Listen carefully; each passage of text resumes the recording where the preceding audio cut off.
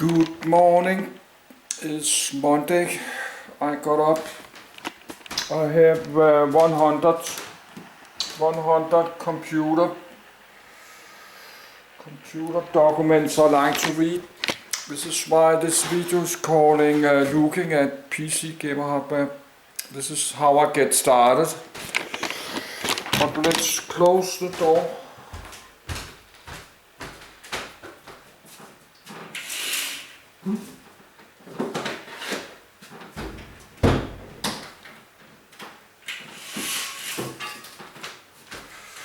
Let's close the door and get started. So it take many weeks to read all this, but I did read it like 1 year ago.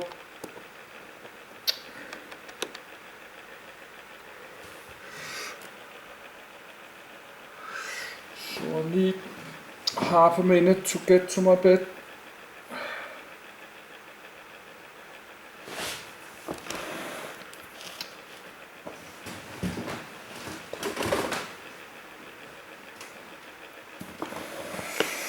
So I like to read about this old Intel CPUs again.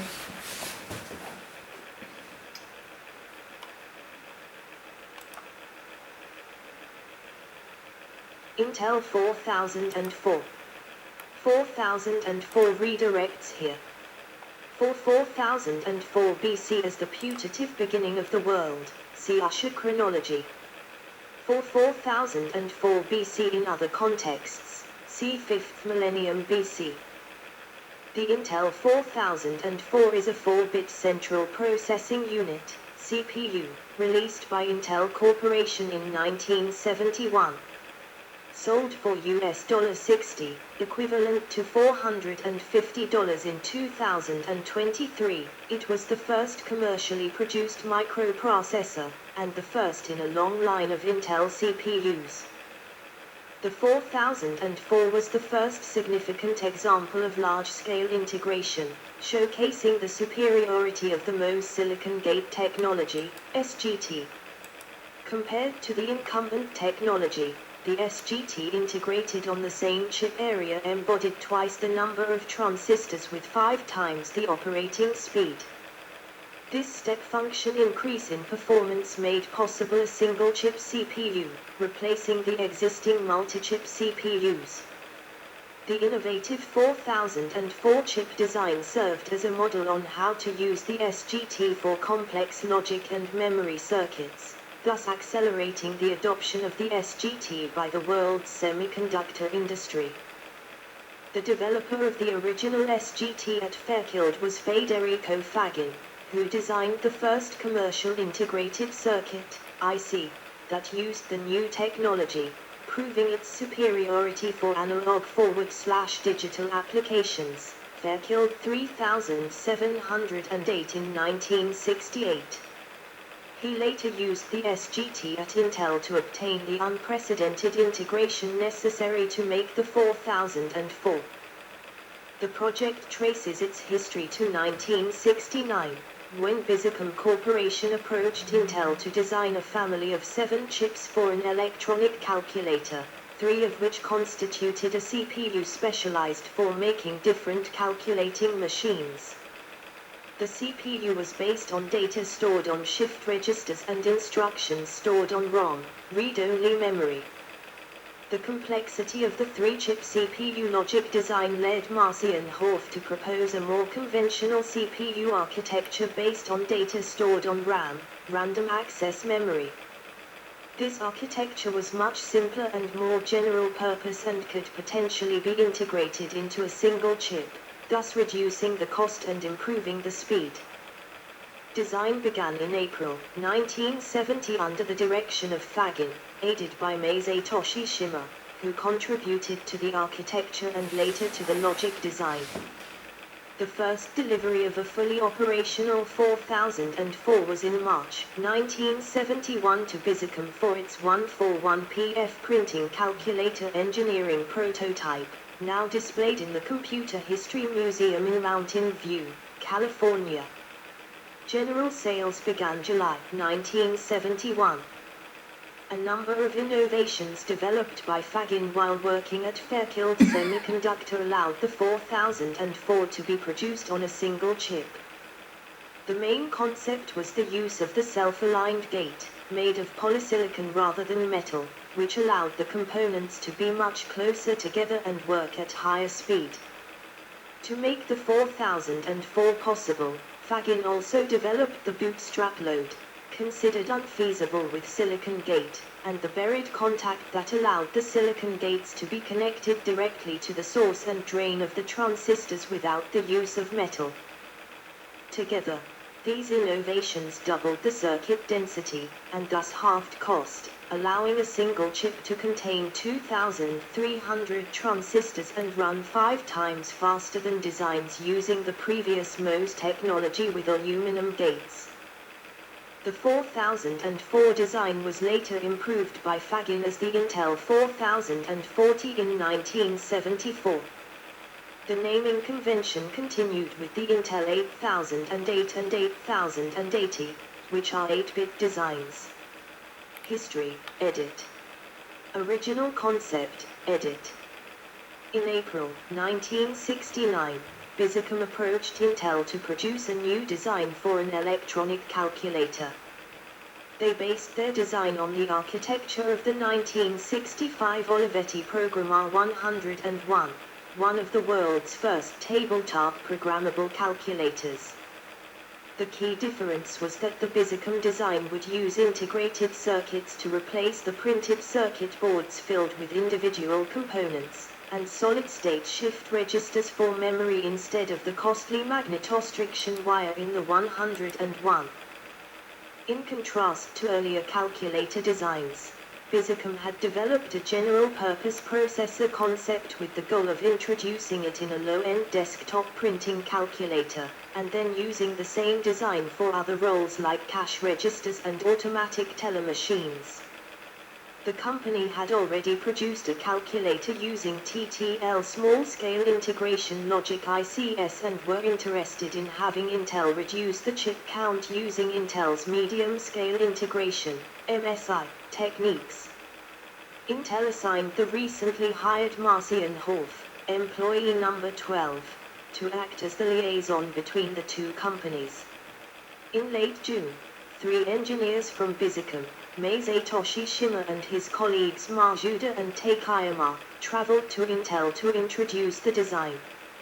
Although he had only been assigned to liaise with the engineers, Horf began studying the concept. Their initial proposal had 7 ICS, program control, arithmetic unit, ALU, timing, program ROM, shift registers for temporary memory, printer controller and input forward/output control. Horf became concerned that the number of chips and the required interconnections between them would make Bizicom's price goals impossible to meet. Combining the chips would reduce the complexity and cost. He was also concerned that the still small Intel would not have enough design staff to make 7 separate chips at the same time.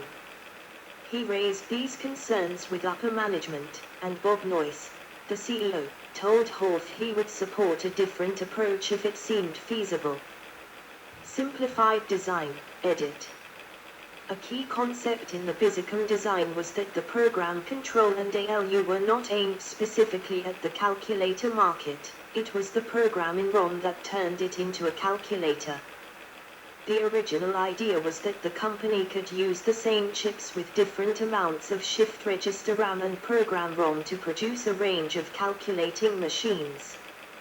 Horf was struck by how closely the Bizicom's instruction set architecture matched that of general-purpose computers. He began to consider whether a truly general-purpose processor could be made cheaply enough to be used in a calculator. When later asked where he got the ideas for the architecture of the first microprocessor, Horf related that Plessey, a British tractor company, had donated a mini-computer to Stanford, and he had played with it some while he was there. Tadashi Sasaki attributes the idea to break the calculator into 4 parts to an unnamed woman from the Nara Women's College present at a brainstorming meeting that was held in Japan prior to his first meeting with Intel. Another development that allowed this design to be made practical was Intel's work on the earliest dynamic RAM, DRAM, chips. Shift registers at that time were among the only low-cost read and write memory devices. They do not allow random access. Instead, with every clock pulse they move the stored data one cell along a chain of cells. The time to retrieve any given data, 1 byte for instance, is a function of the clock speed and the number of cells in a chain. If the processor had to wait for each bit to cycle through the register, the resulting effective speed would be far too low to be practical. DRAM, on the other hand, allowed random access to any data they stored, while also having roughly double the capacity and thus being less expensive. Finally, Horth noticed that much of the complexity of the program control chip was due to every instruction being implemented separately. He suggested that the chip instead support subroutine calls and instructions be implemented as subroutines where possible. The application naturally suggested a 4-bit design, as this allowed direct manipulation of binary-coded decimal, BCD, values used by calculators. Horth worked on the overall design concept through July and August 1969 but found that the BISICOM executive seemed uninterested in his proposal. Maser joins, edit. Unknown to Horth, the BISICOM team were extremely interested in his proposal. However, there were a number of specific issues that they were concerned about. One key issue was that certain routines like decimal adjust and keyboard handling would use large amounts of ROM space if implemented as subroutines. Another was that the design did not feature any sort of interrupt, so dealing with real-time events would be difficult. Finally, storing the numbers as 4-bit BCD would require additional memory to store the sign and decimal place. In September 1969, Stanley Maser joined Intel from Fairchild. Horth and Maser quickly came up with solutions to the BISICOM concerns. To address the complexity of the subroutines, originally solved in BISICOM's design using 1-byte Mach-1 instructions and complex decoder circuitry, Maser developed a 20-byte long interpreter that executed the same Mach-1 instructions. Shimmer suggested adding a new interrupt that would be triggered by a pin, thereby allowing the keyboard to be interrupt-driven. He also modified the branch back, return from subroutine, instruction to clear the accumulator. To reach the price goals, it was important that the chip be as small as possible and use the fewest number of LEDs. As data was 4 bits and the address space was 12 bits, 4096 bytes, there was no way direct access could be arranged with anything fewer than about 24 pins. This was not small enough, so the design would use a 16-pin dual inline package, DIP, layout and use multiplexing of a single set of 4 lines. This meant specifying which address in ROM to access required 3 clock cycles, and another 2 to read it from memory. Running at 1 MHz would allow it to perform math on the BCD values at about 80 microseconds per digit.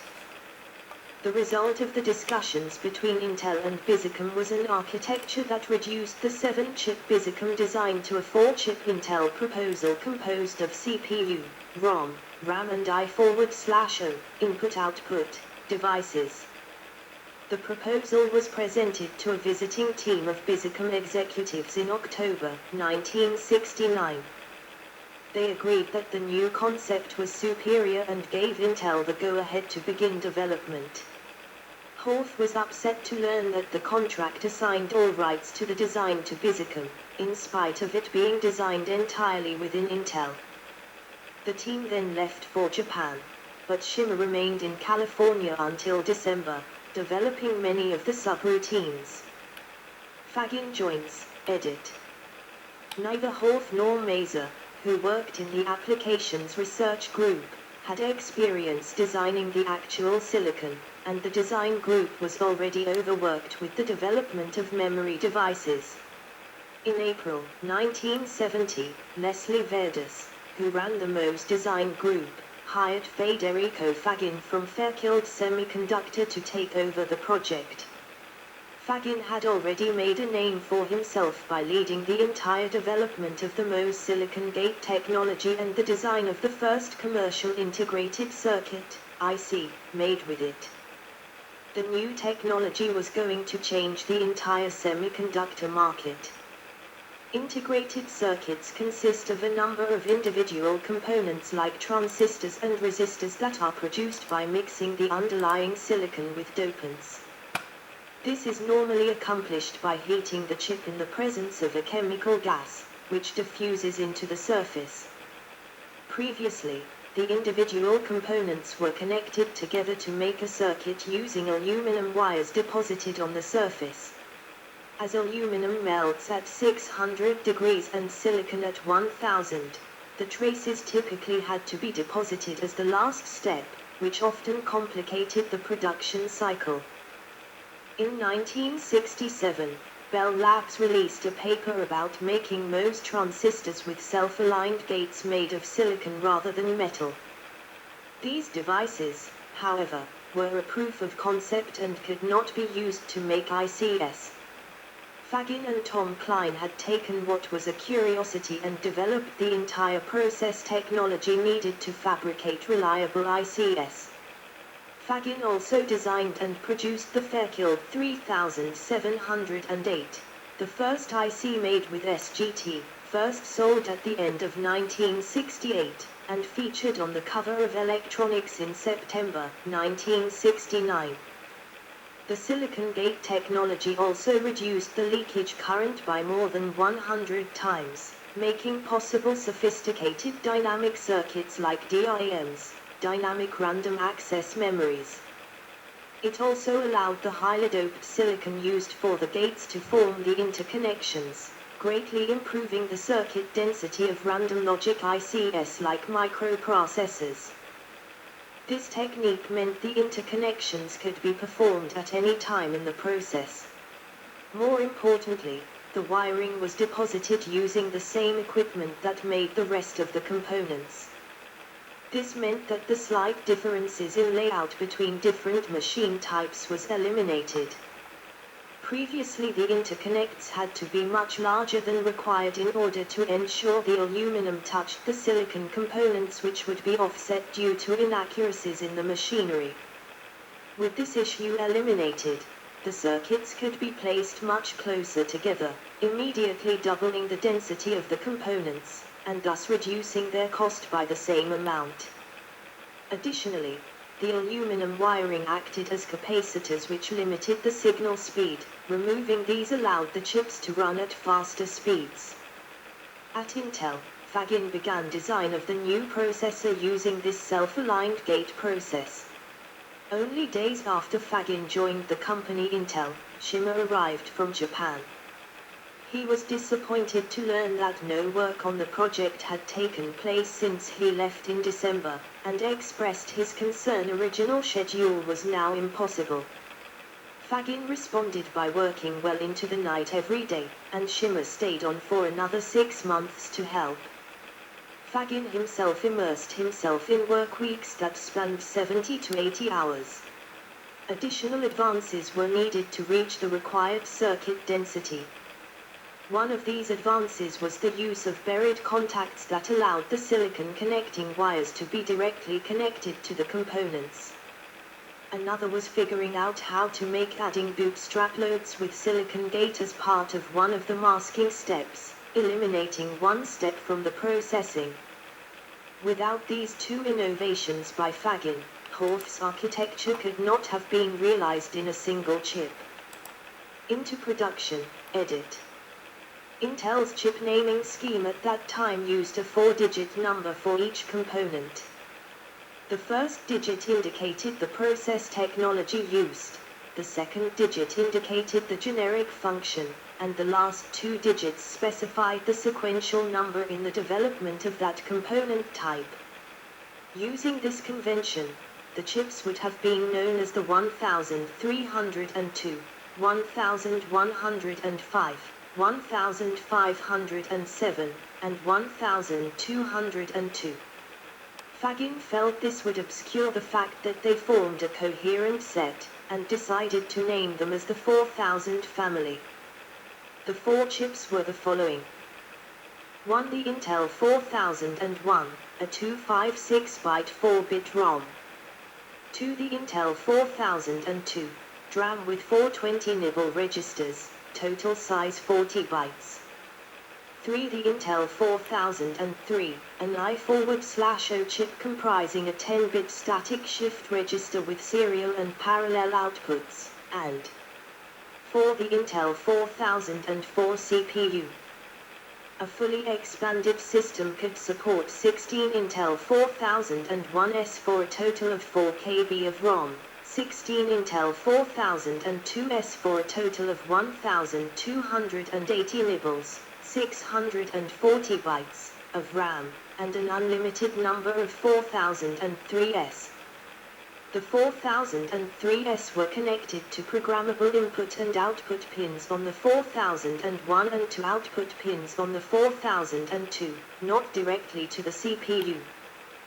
With the design complete, Shima returned to Japan to begin building a prototype of the calculator. The first wafers of the 4001 were processed in October 1970, followed by the 4003 and 4002 in November. The 4002 proved to have a minor problem that was easily corrected. The first 4004s arrived at the end of December, and were completely non-functional.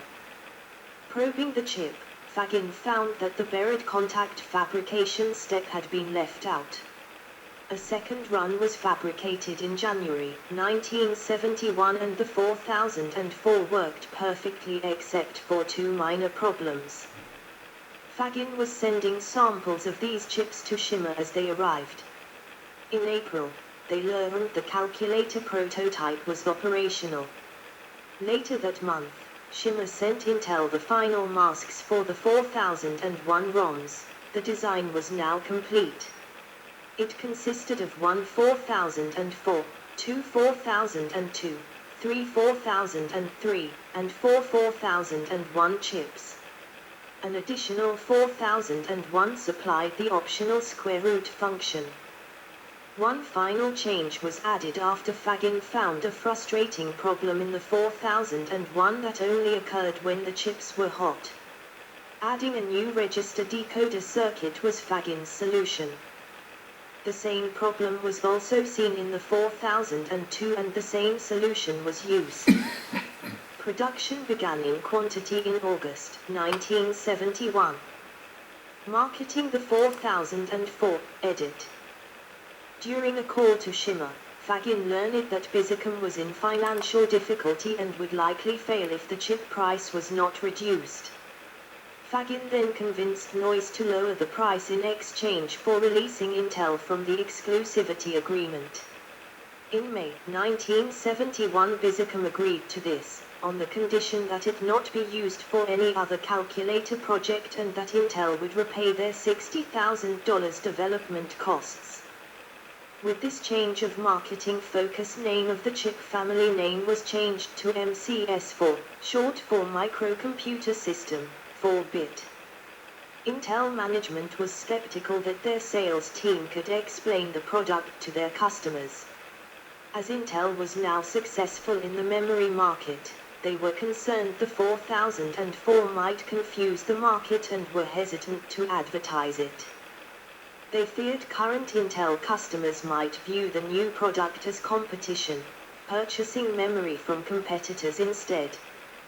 Horth and Maser were also concerned that the design's limitations would make it less interesting to users who were accustomed to the new 16-bit mini-computers entering the market at that time. This all changed in the summer of 1971, when Ed Gelbach, formerly of Texas Instruments, took over the marketing department and immediately began plans to publicly announce the product. This took place in the November 1971 when Intel ran ads announcing a new era of integrated electronics, first appearing in the 15th of November edition of Electronic News. The 8008 edit. The 4004 became the first commercial microprocessor available for general use. This was almost not the case. In December 1969, Intel was approached by Computer Terminal Corporation, CTC, to produce a custom bipolar memory chip for a computer terminal they were designing, the Datapoint 2200. Maser and Horf considered their CPU design and concluded it was not much more complicated than the 4004, and that it could be implemented as a single-chip 8-bit CPU. A few weeks before they hired Fagin, in March 1970 Intel hired Hal Feeney to design the Intel 8008, at that time called the 1201, following Intel's naming convention. However, CTC decided to initially proceed with a conventional TTL implementation of their CPU, and the project was lowered in priority. Feeney was assigned to other projects and ultimately ended up helping Fagin with testing the 4000 family chips. In January 1971, Feeney was reassigned back to the 1201 under Fagin's supervision, and production chips were available in March 1972. In May, Horf and Maser went on a speaking tour to introduce the two CPU designs around the USA. The trade-offs between the two designs were that with the 4004 and its memory and I/O chips it was much easier to build a complete computer system, while the 8008 was more flexible, had a larger 16 KB address space, and offered more instructions. A significant difference is that while a minimal 4004 system could be built using only two chips, one 4004 and one 4001, 256-byte ROM, the 8008 would require at least 20 additional TTL components for interfacing with memory and I/O functions. The two designs found themselves being used in different roles. The 4004 was used where the cost of implementation was the major concern, and became widely used in embedded controllers for applications like microwave ovens or traffic lights and similar roles. The 8008 instead found itself mostly used in user-programmable applications, such as computer terminals, microcomputers and similar roles. This split in functionality remains to this day, with the former being known as a microcontroller. Contemporaneous CPU chips, edit. 3 other CPU chip designs were produced at about the same time. The 4-phase systems L1, done in 1969, the MP944, completed in 1970 and used in the F-14 Tomcat fighter jet, and the Texas Instruments TMS-0100 chip, announced on the 17th of September, 1971. The MP944 was a collection of 6 chips forming a single processor unit. The TMS-0100 chip was presented as a calculator on a chip with the original designation TMS-1802NC. This chip contains a very primitive CPU and can only be used to implement various simple 4-function calculators. It is the precursor of the TMS-1000, introduced in 1974, which is considered the first microcontroller, I.E., a computer on a chip containing not only the CPU, but also ROM, RAM, and I/O functions. The MCS4 family of 4 chips developed by Intel, of which the 4004 is the CPU or microprocessor, was far more versatile and powerful than the single-chip TMS-1000, allowing the creation of a variety of small computers for various applications. Zilog, the first company entirely dedicated to microprocessors and microcontrollers, was started by Federico Fagin and Ralph Ungerman at the end of 1974. Description, edit. National Semiconductor was a second source manufacturer of the 4004, under their part number INS 4004. The 4004 employs an 10 micrometers process silicon gate enhancement load PMOS technology on a 12 mm die and can execute approximately 92,000 instructions per second. A single instruction cycle is 10.8 microseconds. The original clock rate design goal was 1 MHz.